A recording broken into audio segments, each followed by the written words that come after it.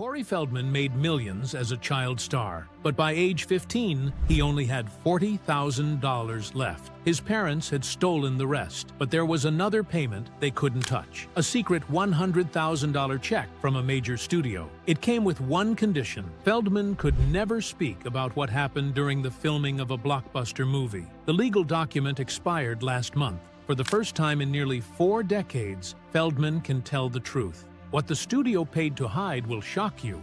This goes beyond Hollywood. It goes to the very top. Corey Scott Feldman was born on July 16, 1971, in Reseda, California, into a family that looked like it had Hollywood connections, but was actually built on silence and survival. His father, Bob Feldman, had once tasted success in the 1960s as a songwriter. He co-wrote "My Boyfriend's Back" and "I Want Candy," songs that earned big royalties. But by the time Corey was born, those checks were getting smaller, and Bob's music career had almost vanished. His mother, Sheila, had worked at the Playboy Club as a waitress and later took up cocktail shifts. But the real plan wasn't about drinks or songs anymore. It was about turning their second child into a full-time money machine. Corey was only 3 when the plan began. In 1974, he starred in what was described as a Clio Award-winning McDonald's commercial, though later it turned out to be a 1976 gift certificate ad, filmed when he was 5. Either way, it showed a little boy with big eyes unwrapping fast food joy, and that single commercial became the start of something huge. More than 100 commercials followed before Corey even turned 10. His face was everywhere, his energy perfect for the growing world of child-led ads. Casting directors couldn't get enough. It was a moment of success that should have belonged to a child's scrapbook. Instead, Corey would later say he felt like a slave child. He didn't choose the spotlight, he was pushed in. At home, things were darker than anyone could see. When Corey was 4, his mother started bleaching his hair with peroxide and handing him pills she called caffeine, but which were really diet drugs. He was small, anxious, and sweating, and when he looked in the mirror, she told him he was fat and ugly. She hit him for no reason, calling it punishment on general principles. She once smeared acne cream on his face while he was asleep. His father, mostly absent, would beat him with a belt or tie him to a bedpost if he missed school for auditions, and his grades dropped. While Corey brought in money, his parents hired a full-time maid and told him not to ride his bike because an injury might cost them a casting. He was a child earning adult money, and every dollar was watched like a paycheck. By the time he was 15, Corey had earned just over $1 million. But when he got his hands on his financial records during legal emancipation, he found only $40,000 left. The rest was gone. His parents had spent it on a Mercedes, a Cadillac, domestic help, and their lifestyle, while he slept on a pull-out bed.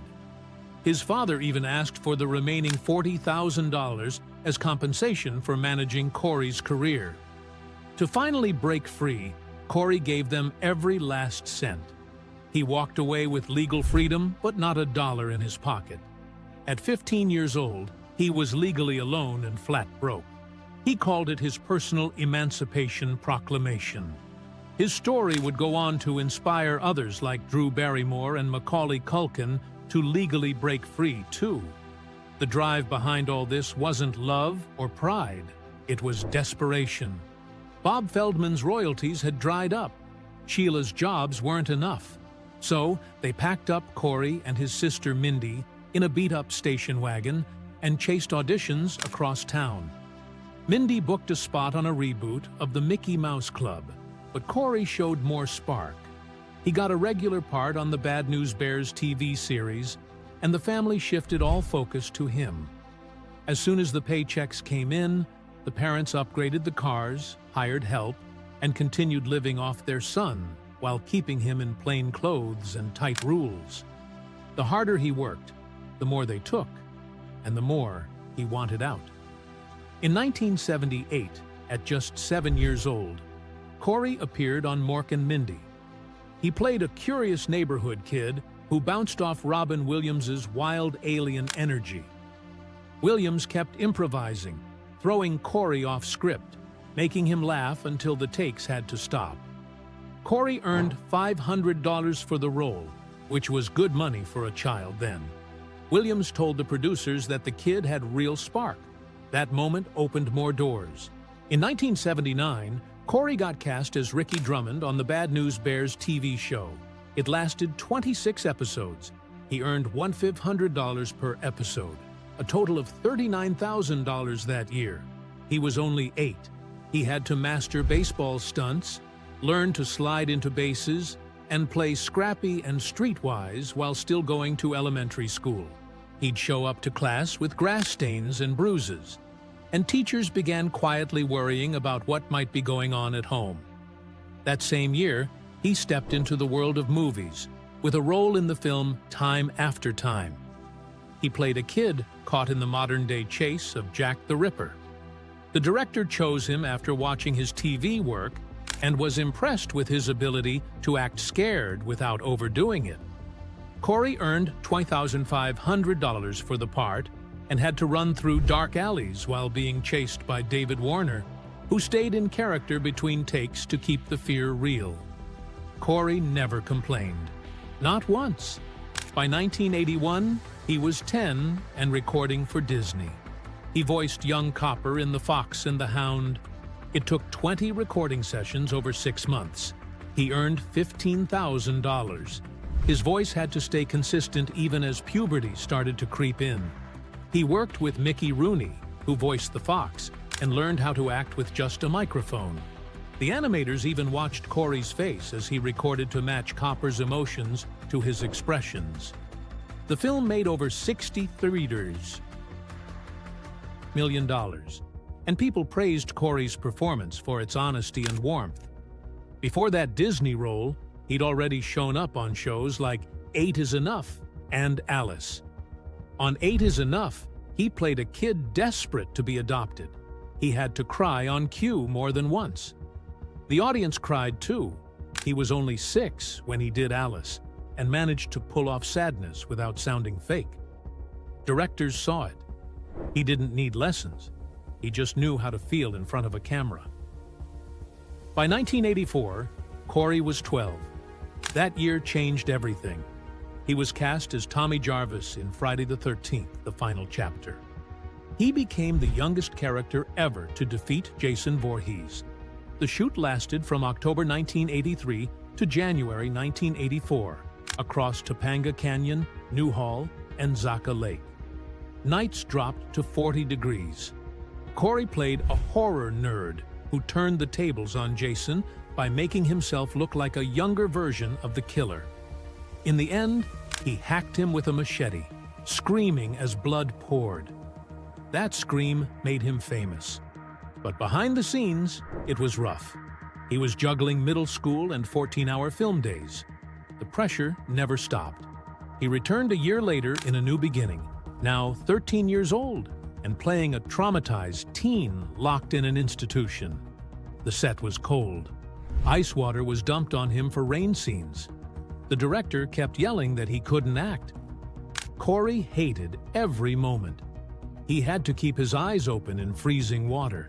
His PTSD scenes were intense. He didn't feel safe. On top of that, the man playing Jason, stunt actor Ted White, hated him. He later said he wanted to kill him desperately because he thought Corey was a brat. In one scene, White scared Corey so badly that he cried for half an hour. Still, when another actress got hypothermia during filming, White defended the cast and threatened to walk if they didn't treat them better. Years later, Corey and White met again at horror conventions. They hugged like long-lost family. Corey made $50,000 for that first Jason movie. By 15, he had earned $1 million, though most of it was stolen. That same year, he was legally free from his parents. In his 2013 book, Choreography, He said the horror roles gave him nightmares. The real horror wasn't the mask or the blood, it was what Hollywood did to kids. He wrote about the drugs, the assaults, the manipulation, and how the work never stopped. He was arrested 3 times for drugs. He went to rehab for 9 months, but the pain stayed. Corey Feldman was just 12 when he landed the role of Pete Fountaine in Gremlins. It happened in October 1983, after a rushed audition where he beat out more than 200 other kids. He had to work with over 30 different gizmo puppets, each one weighing about 15 pounds. Teams of puppeteers hid under the sets just to make them move. Corey worked 12-hour days for 6 straight weeks and earned $25,000 for it. One scene where he feeds Gizmo took 18 takes because the puppet kept glitching and spitting fake food on his shirt. But director Joe Dante noticed how naturally Corey reacted to all the puppet mess. He liked it so much that he gave Corey more screen time, expanding it from 8 minutes to 15. The movie ended up making $153 million worldwide, launching Corey into the spotlight. But behind the scenes, all those hours with the animatronics gave him a fear that stayed with him for years, making him avoid similar work later. The next year, Corey was 13 when he was cast as Mouth in the Goonies. He made $75,000 for 4 months of shooting in Astoria, Oregon, during one of the coldest winters in years. His sarcastic lines weren't even fully scripted. He made up most of them on set. The scene where he pretends to translate Spanish to the housekeeper took 12 takes because the actress kept breaking down laughing. The cave scenes were brutal. They were filmed in real Oregon coastal caves with temperatures dropping to 40 degrees, and some actors got hypothermia. But Corey helped speed things up. When dialogue-heavy scenes dragged out to 15 takes, his quick thinking would cut them down to just 5. He clicked so well with Sean Astin and Jeff Cohen that their friendship on screen was exactly how it felt behind the scenes. Then came disaster.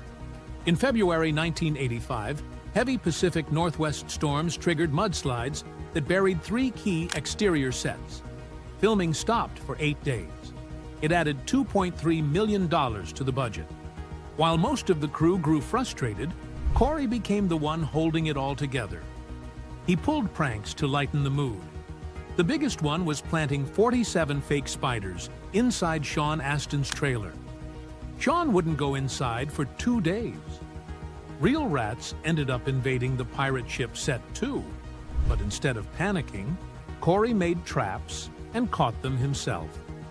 He even got paid an extra $500 for that. The famous wishing well scene had to be shot again because the original footage got water damaged. The whole cast came back for 3 more weeks, unpaid. Studio executives saw how professional Corey stayed through all of it and started offering him more major roles. Back on the Gremlins set, things got even more technical. The film used 106 puppeteers working in shifts. Corey learned to watch for their shadows to guess when each puppet would move. In one scene where his character finds Gizmo's offspring, 14 different puppets were moving at once, all controlled from under the floor.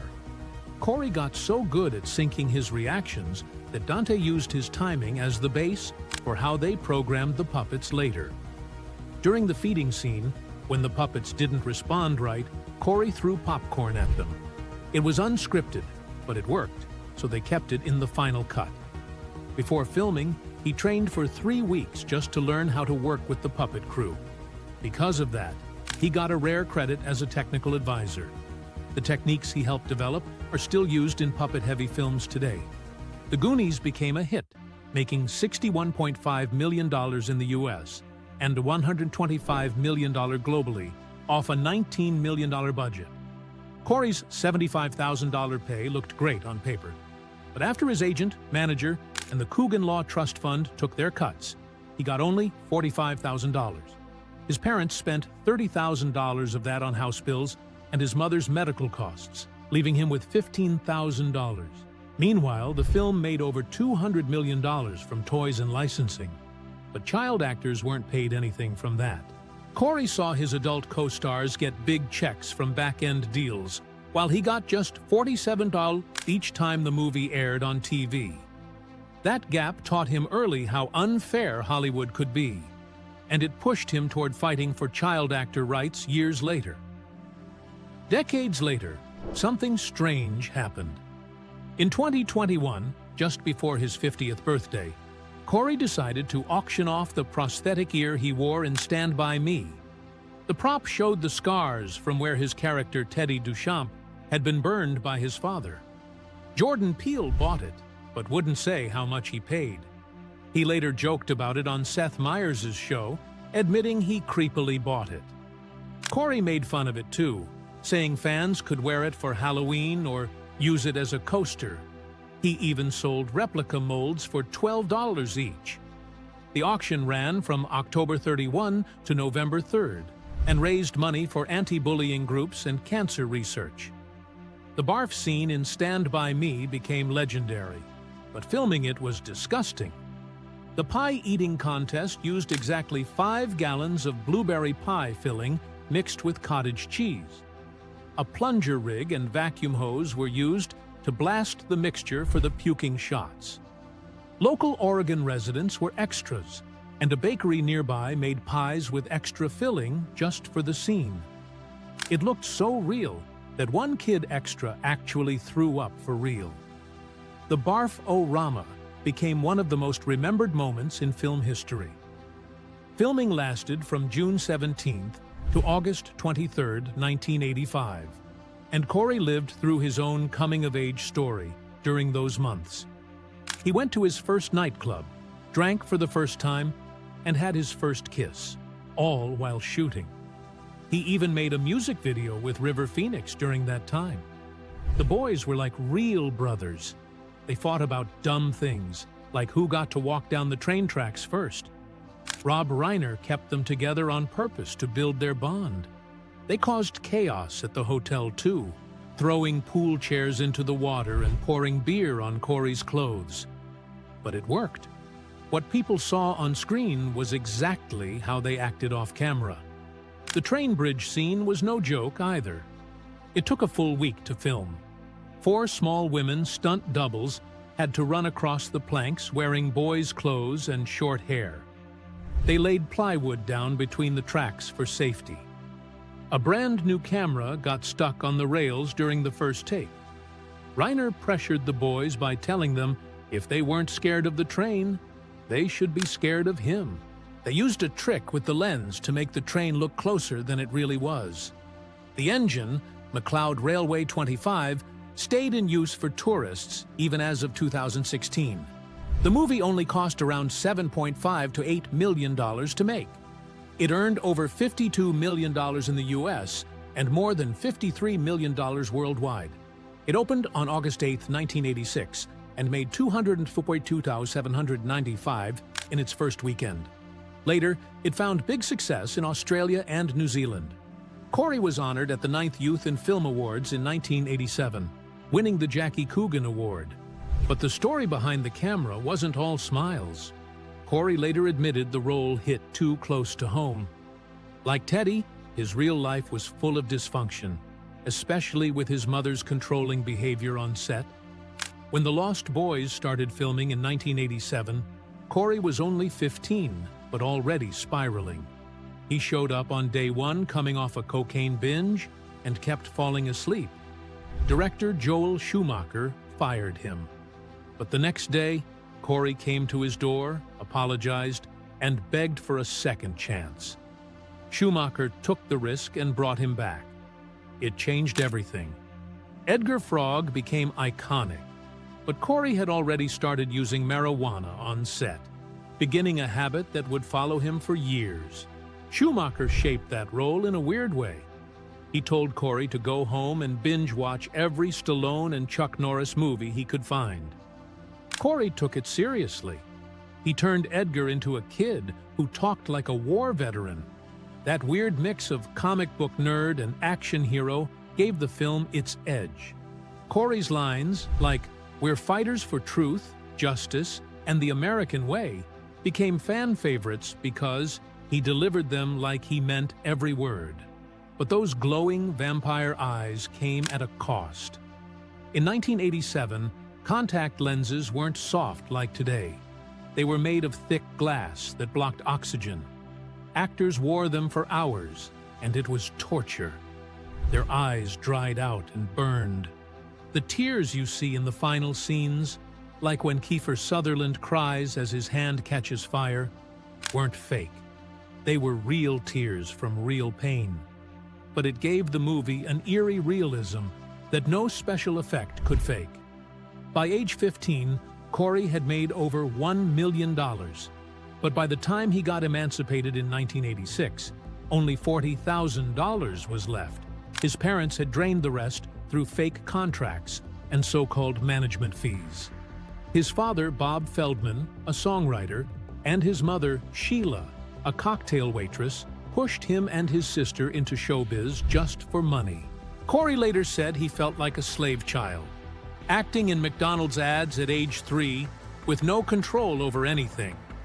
Even the success of The Lost Boys couldn't protect him from that kind of betrayal. He and Corey Haim met while filming The Lost Boys, and they instantly clicked.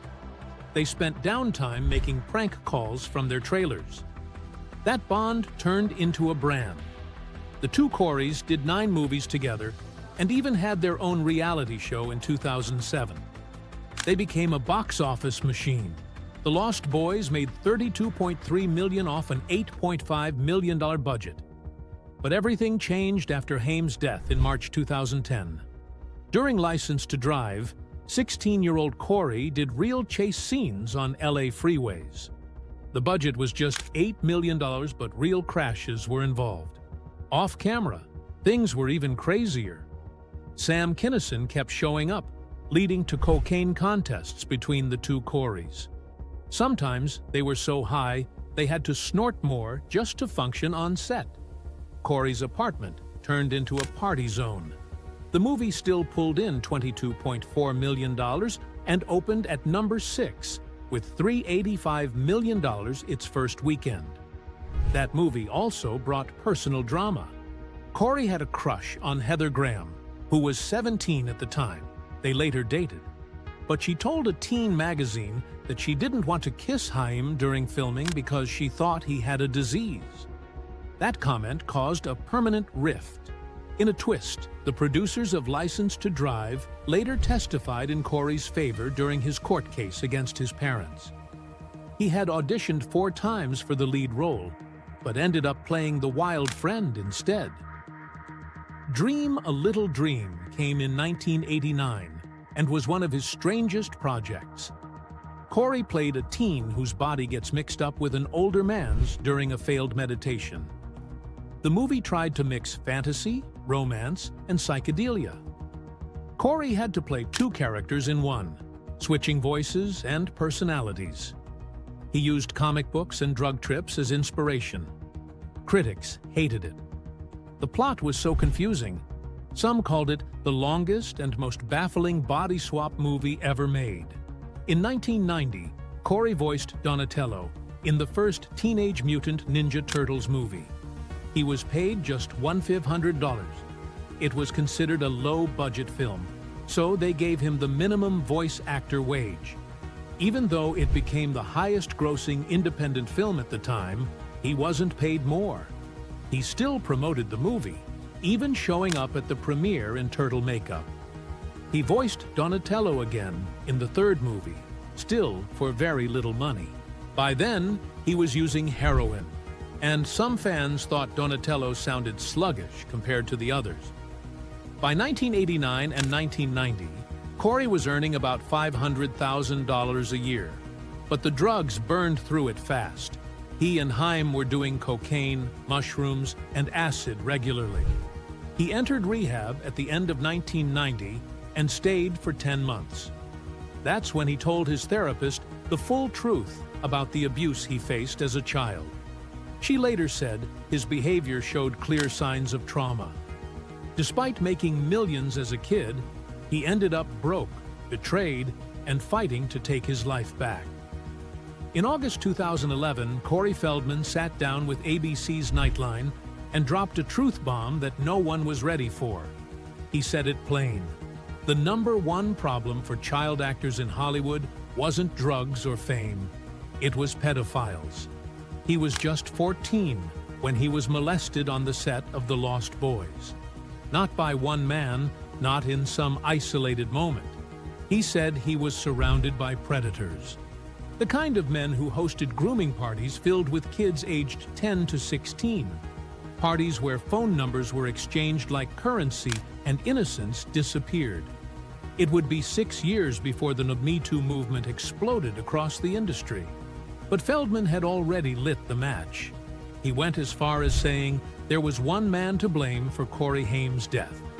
A powerful Hollywood figure he still couldn't name without risking legal ruin. He didn't hold back. He described being touched by several hands. The patterns of abuse too structured to be coincidence. This wasn't a scandal. It was a system. Then came 2020, when Feldman released his documentary, My Truth, The Rape of Two Coreys. In it, he made the most gut-wrenching accusation of all. He claimed that Charlie Sheen, 19 at the time, raped Corey Haim, who was just 13, on the set of Lucas. This wasn't a one-time thing, Feldman said. He went into great detail. Sheen denied everything, calling it sick and twisted. But Feldman wasn't done.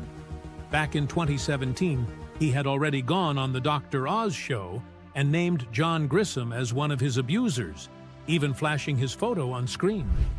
Grissom had acted in License to Drive and Dream a Little Dream, right alongside Feldman and Haim. Then came the bombshell. Grissom had a 2001 arrest for child molestation and a 2003 conviction. He'd failed to register as a sex offender under Megan's Law. And somehow, no one noticed until Feldman said it on national TV. But the wounds ran deeper. Feldman said his parents didn't just fail to protect him. They exploited him. At 3 years old, he was already working.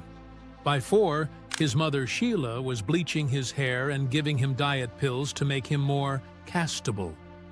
By 15, he'd made over $1 million, and by the time he emancipated himself, it was all gone. He had to sue his own parents just to gain control of his life. In November 2017, Feldman filed a police report with the LAPD, naming names and tweeting that the investigation had begun. 2 days later, it was over. Because Feldman was 46, and in California, child sex crimes had to be prosecuted before the victim turned 40.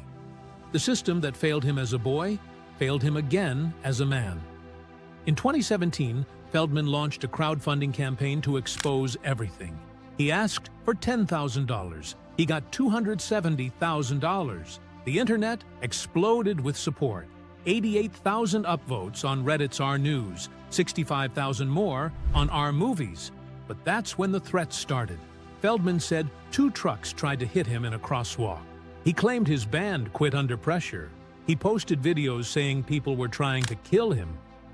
"My life has turned to utter chaos," he said, pleading online for safety. He believed his enemies were watching every move, and he wasn't sure he'd live to finish the film.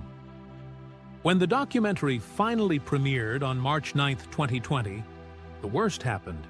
Thousands of people paid $20 to stream the film, but the site crashed at exactly 8:01 p.m. The theater premiere at the Directors Guild in LA stopped 10 minutes in. Feldman blamed hackers. He stood up in front of the crowd and said someone didn't want the film to be seen. He'd spent $300,000 on production, paid $1 million in insurance deductibles, and shelled out $400,000 in extra costs. Now, it was all burning. He tweeted in all caps, swearing everyone would see the film, even if he had to mail them DVDs himself. The stream finally worked the next day, at 3 p.m. This wasn't the first time someone tried to silence him. Back in 2013, Feldman wrote a memoir called Choreography. It was raw, disturbing, and censored. His publishers forced him to change the names. Lawyers told him it was too dangerous to print the full truth. Even his 2018 film, A Tale of Two Coreys, had to rename the abusers. Feldman said he wrote it all down, exactly how it happened. But nobody in the industry wanted to touch it. That censorship is what pushed him to fund the documentary himself. "I'm taking the matter into my own hands," he said. But even that didn't stop the spiral. In September 1990, Feldman's heroin addiction caught up with him. Police found him in a BMW with heroin in his socks. Just 6 months earlier, officers had caught him with 25 balloons of heroin and cocaine during a traffic stop. This was the same Feldman who had toured with Just Say No, who was starring in an anti-drug video. He spent 5 hours in Van Nuys jail, posted $5,000 bail, and another $729 for traffic warrants. It was the second arrest that year, and it wouldn't be the last time his past bled into his future. In 1995, Feldman formed an unlikely bond with Michael Jackson. They met through Elizabeth Taylor. He spent weekends at Neverland Ranch playing video games. He described Jackson as a father figure. He defended him during the 2003 trials. But then came the morning of 9/11. Feldman said Jackson received warning calls from Saudi friends before the towers fell. He ran down hotel hallways yelling for everyone to evacuate. Feldman helped get Elizabeth Taylor out of the city. But even this friendship stirred questions. What really happened during those weekends at Neverland? Feldman insisted nothing inappropriate ever happened. Still, it followed him. In 2018, things got darker. Feldman was investigated for sexual battery. The accusers later recanted, but by 2020, 8 former members of his group Corey's Angels accused him of abuse and harassment. SAG-AFTRA kicked him off the Sexual Harassment Committee. The allegations included names like Jacqueline von Riuden, Hoena Sudderth, and Margot Lane. The LAPD received formal complaints. Investigations were opened. Feldman stepped down voluntarily, but his credibility took a hit. The same man who had built a career exposing predators was now under scrutiny himself. Then came the financial collapse.